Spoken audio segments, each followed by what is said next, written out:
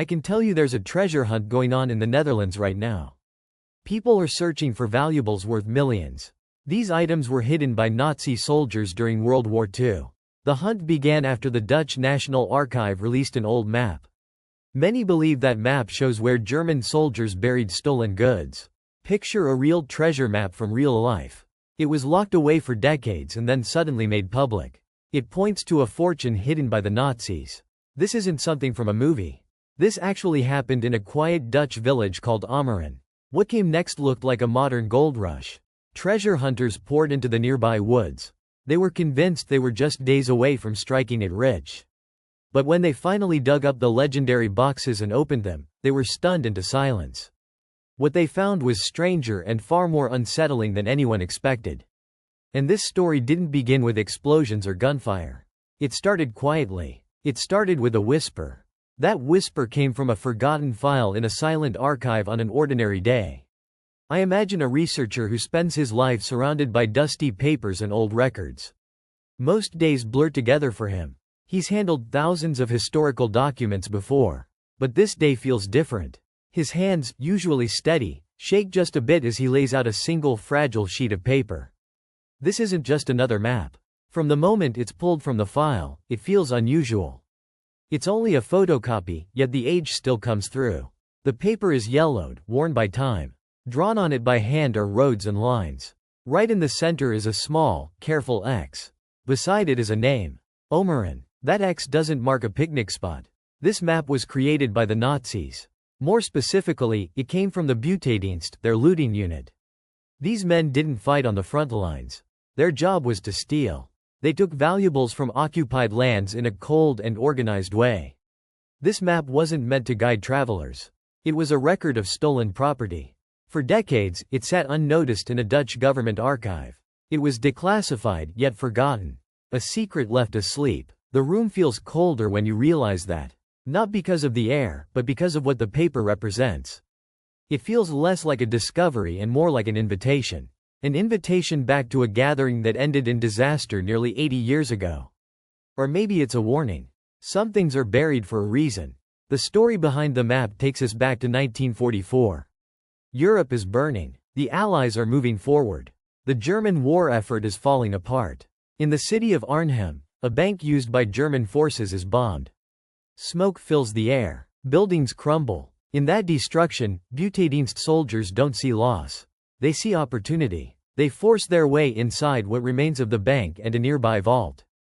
They take everything they can carry. This isn't paper money. This is wealth that lasts. They grab gold coins, heavy and cold in the hand. They take jewelry and diamonds that still catch the light in the darkness. They collect expensive watches and family heirlooms. It's a fortune stolen from its owners and crammed into 4 heavy ammunition boxes. The Allies are getting closer. The soldiers know they can't escape with the loot. So they do what desperate people have always done. They bury it. They choose the quiet woods near the village of Ammeren. Somewhere out of the way. Somewhere ordinary. One of them, likely an officer, carefully draws a map. It becomes the key to a hidden fortune beneath Dutch soil. Then the war ends in chaos. The men disappear. The truth disappears with them. All that remains is a shadow in the archives. A trace of greed and fear, waiting quietly to be noticed. For decades, that's where the story rests. It stays a secret between the map and the archive. Then, in 2023, everything changes. The Dutch government decides to make the map public. They release it into the loudest and fastest network on Earth. The Internet. The article goes online, and it's like tossing a match into gasoline. Silence vanishes in seconds. The story spreads everywhere. The secret doesn't just slip out. It bursts free. For history lovers, it's a mystery from the war finally reopened. For thrill seekers, it's a real pirate-style treasure hunt. But for the people of Ammeren, it feels very different. I picture an elderly man who has lived there his whole life. He grew up with stories of occupation and fear. His parents spoke in hushed tones about German soldiers and wartime nights. He looks out his window at the same trees he's known since childhood. He lets out a tired sigh. He already knows what's coming. The quiet peace of his village is about to be torn apart. Far away, in a city, a treasure hunter reads the same article on his phone. His eyes shine with excitement. To him, this isn't history. It's a chance to get rich. To him, it feels like the answer to every problem he has. He starts planning right away. He looks up flights. He compares metal detectors. The idea of instant wealth is powerful. It clouds judgment and pulls people in fast. Then there are the descendants. These are people whose families were shattered by the war. Some of them lost everything. When they see the news, it stirs something heavy and painful inside them. They wonder if this treasure came from their grandparents. They ask themselves if this could be a crooked form of justice, or at least a kind of return. It's a ghost from a past they never lived, suddenly knocking hard at their door. The village of Amaran is usually quiet. Very little ever happens there. Almost overnight, it becomes the center of attention for dreamers, risk-takers, and historians from around the world. The past, which had rested lightly over the fields and forests, suddenly presses down on the present. You can feel the tension in the air. It doesn't stay that way for long. Within days, a car with German license plates rolls slowly along a narrow country road outside Amaran. The irony isn't lost on anyone. The driver ignores the scenery. His eyes stay locked on the tree line. He compares what he sees to an image on his phone, searching for a match. The hunt has begun. Land that had slept for decades is now being studied. And in its own way, it seems to study the people back. In just a matter of days, the countryside around Amaran changes completely. The calm woods and icy fields, once shared only by birds and the occasional cyclist, are suddenly overrun. This is no longer a landscape. It's a dig site. Dozens of people arrive, bringing an energy that feels foreign and unsettling in such a peaceful place. The ground shows the damage first. It turns into a scarred field of human ambition. Clean grass is ripped away. In its place are piles of dark soil and rough holes dug in a hurry. The air changes too. Where there was once only wind, there are now constant electronic beeps. Metal detectors chirp without pause. Beneath that sound is the steady odor of shovels cutting into the earth. It feels like a modern assault on a secret that stayed hidden for generations. Competition hangs thick in the air. These people aren't partners on a shared quest. They're rivals. Each one guards their tools and their chosen patch of ground. They watch each other closely. Suspicion follows every step. If you pay attention, you can see what drives them. There's the practical type, usually an experienced treasure hunter. Someone who treats this like an operation. They don't wander at random. They arrive with maps rolled tight, sometimes displayed on tablets. Old Nazi sketches are layered over modern satellite images. Their detectors are expensive and precise, able to tell one metal from another. They move slowly, working in careful lines. Their faces stay focused. They believe success comes from discipline and patience. Then there's the dreamer. Often someone who saw the headline and felt something click inside. For them, this isn't a pastime. It's fate. They dig with frantic energy. Almost devotion. Their hands blister. Mud cakes their clothes. But their eyes burn with belief. Some have taken leave from work. Others go even further. A few quit their jobs entirely. They're convinced that diamonds are just one shovel away. They're gambling their present on a shadow from the past.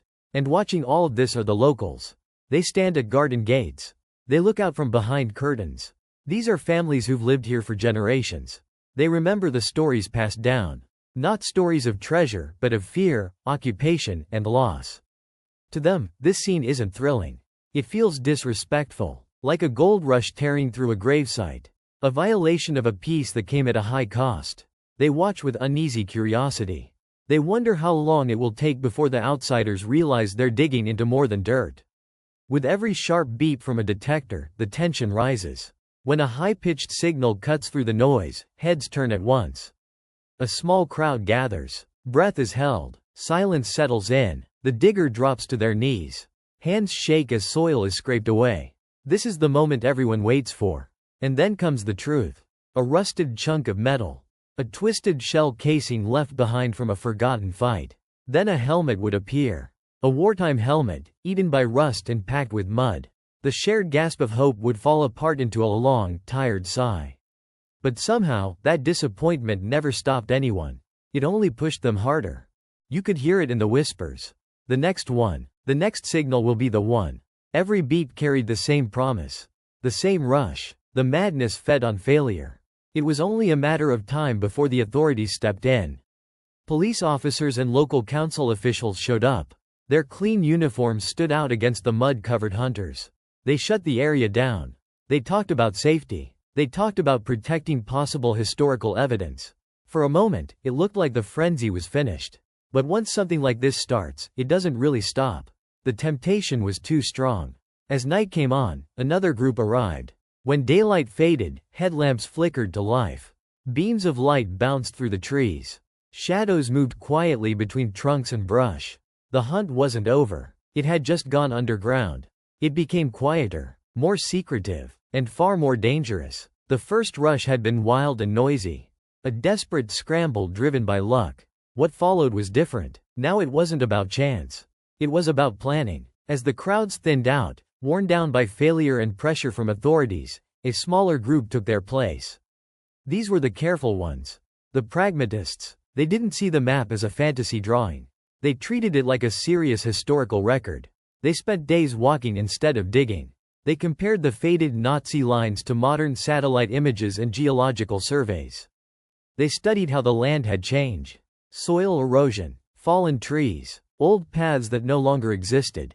They realized everyone else had chased obvious landmarks. A lone tree, a bend in the river. But the soldiers who buried the loot were rushing. They wouldn't pick a place that stood out decades later. They would use something temporary. Something easy to miss. That led them to a shallow dip in the ground. Barely noticeable. Near what looked like nothing more than a faint trace of an old path, long abandoned. It felt forgotten. Here, their advanced metal detectors and ground-penetrating radar finally responded differently. This wasn't the scattered noise of shrapnel or debris. This signal was solid, dense, rectangular, and it was deep. The air around the group went still. Even the birds seemed to fall quiet. They knew. This was it. The digging began again, but now it was serious. Focused. The first scrape into the cold earth felt final. They worked in turns, slow and steady. Breath drifted into the cold air. The smell was wet soil, rotting leaves, and something older. With every shovel of dirt, the tension grew tighter. Then, about a meter down, there was a sound. A dull metallic thud, not sharp like stone, hollow, heavy. Everyone froze. Shovels were dropped. This part couldn't be rushed. They knelt down, trading heavy tools for small trowels and brushes. They worked carefully, like archaeologists. Bare fingers, stiff from the cold, dug gently into the soil. The weight was unbearable. Was it machinery? An old pipe? Something ordinary? Then a shape appeared. A sharp corner. Clean. Manufactured. More brushing revealed a flat metal surface. Rusted, scarred, but solid. Then another corner. It was a box. A clean, rectangular metal box. The exact size and shape of a German ammunition case from the Second World War. News spreads fast in a place like this. Even among those who had already given up.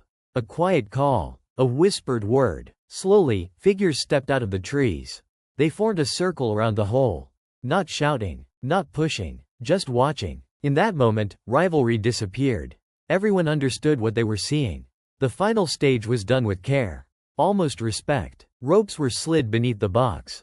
When they lifted, it surprised them. It was heavier than expected. Solid. Relentless. With a shared grunt and a hard lift, they pulled it free from the ground. After 78 years, sunlight hit the metal again. It was coated in mud and rust, but there was no doubt about it. This was real. The man who found it held the box for a moment. He felt the weight in his arms. Not just the steel, but everything tied to it.